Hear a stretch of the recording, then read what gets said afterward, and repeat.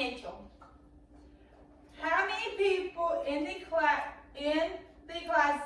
dislike school with a passion? Raise your hand.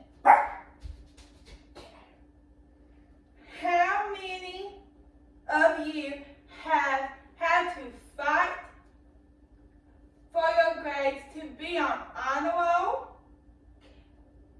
or principal's list? Raise your hand.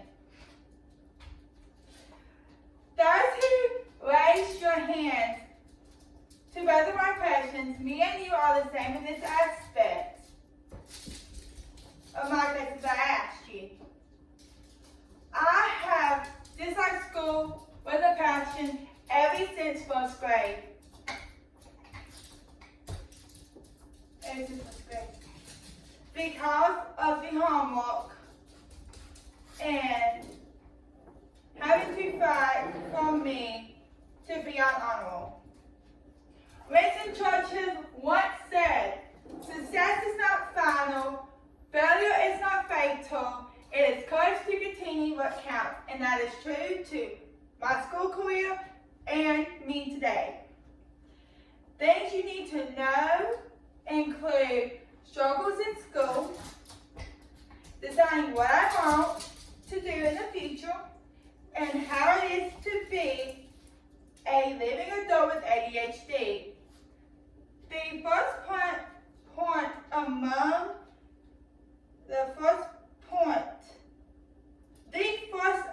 these points is struggles in school. I have always had to fight to make good grades, and there have been times where I have failed classes because of me being lazy and unmotivated. I didn't feel like everyone else. It's because I hated doing homework, whereas others disliked doing homework. This would cause tension between me and my mom, tension and fights between me and my mom. I remember being in the 10th grade, wanting to drop out so badly, but both of my parents would not let me. I am so grateful to this day that they didn't let me drop out, because I wouldn't be where I am today. Overall, my relationship with school is a love-hate relationship. I love the schools I went to, but I think it would have been better. It would have been better if I was homeschooled. But neither of my parents' jobs would allow for that, so I went to public and struggled to want to stay in school.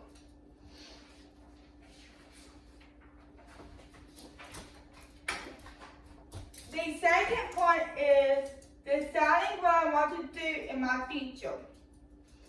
When I came to the community college, I was in the ADN program.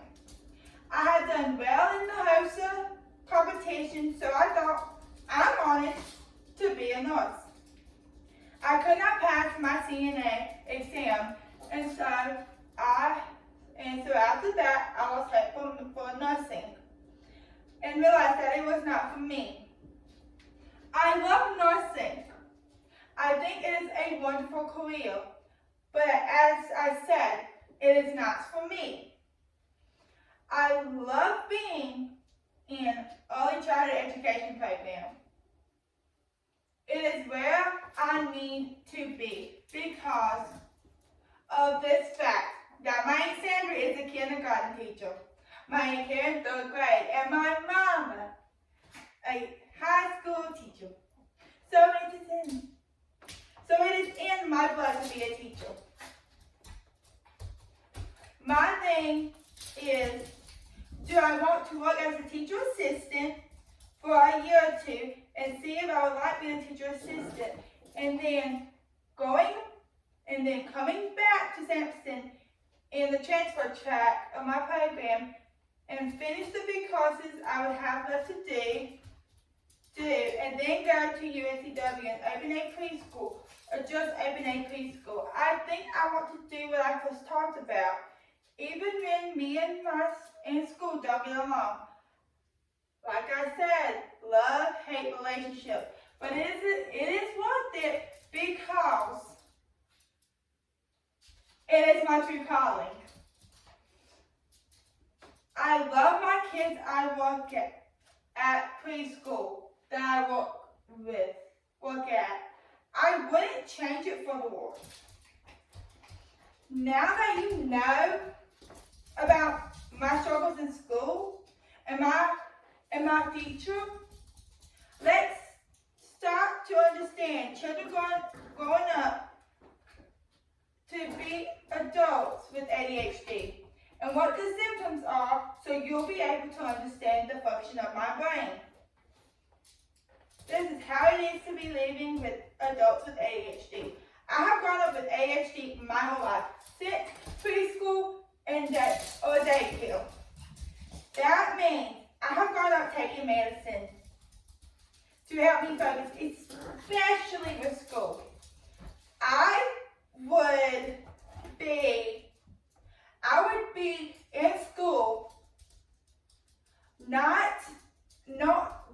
I would be in school knowing for a fact that my medicine had stopped working because I would be getting easily distracted.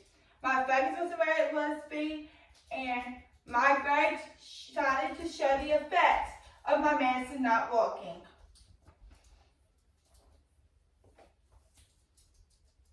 So my grades, I was on honor roll for most of my elementary to middle school career. It was last fall I made president's list for the first time ever. I wish I could say that for the recently ended spring semester, but I can't.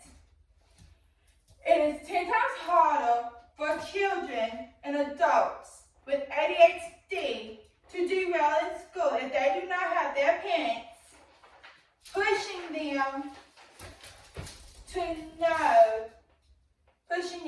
I know it and I have experienced it firsthand. If it was not for my mama, I wouldn't have graduated from high school and training. So thank you, Mama. Mom, I love so much. I love you. I also have auditory processing disorder, ADD, and I have a speech problem on top of having ADHD.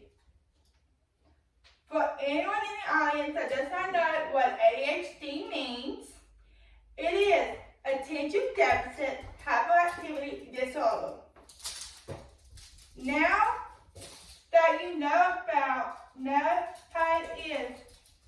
it has been for me to grow up with ADHD, let's talk about symptoms so you will be able to understand the function of my brain and what you need to do in order to get diagnosed.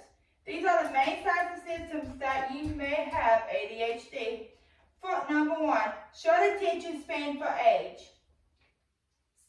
Difficulty sustaining attention. I know this firsthand. I have experienced this firsthand. Especially when I stopped taking my medication. I'll start doing La La Land. Mom would tell me to clean my room. I would see my headphones or my earbuds, plug my phone in and sing. And Mom's like, Abby, what are you doing? I told you to clean your room. And I'm like, I'm sorry. I got distracted. Or just listening. I would get distracted. Now the next one is difficulty listening to others. You will fade out into Neverland, fade the days off to Neverland while somebody is talking to you. Then you'll hear them say, hey Abby, you'll do this. And you'll be like, I'm sorry, I dazed off while you were talking to me. I didn't hear the only part I heard was this bit and nothing after that. Number 3 is easily distracted. You will get easily distracted. You'll be thinking about knowing you have to do one thing, thinking about that, go through what you're thinking about, and to forget it, you had to go like clean up your room or wash the dishes before you could sing. Number 4, forgetfulness. How many times have I forgotten to take my charger back and forth for my parents or my niece? It happens a lot. So forgiveness will happen. You will walk in more than the average person into a ring, forget what you're coming in here for, and then turn around, get back to your ring, walk in, and then forget again. Good organizational skills.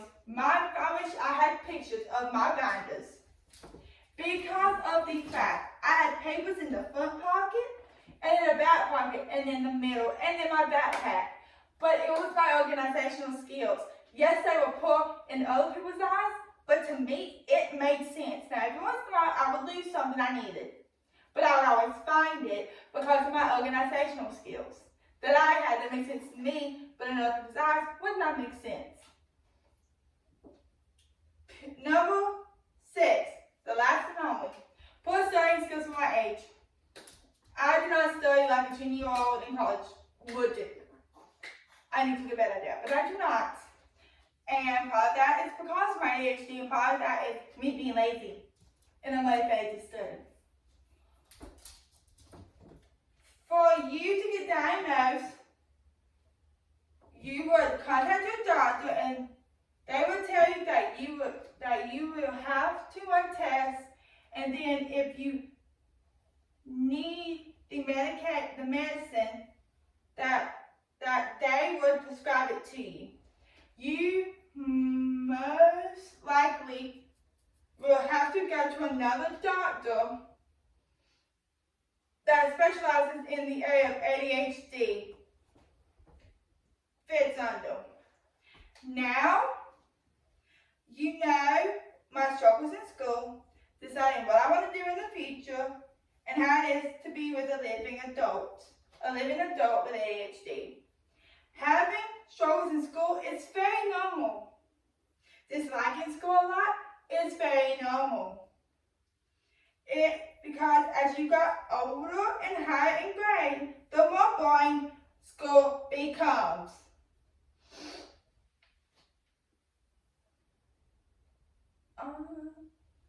Raise your hand if you think you have ADHD.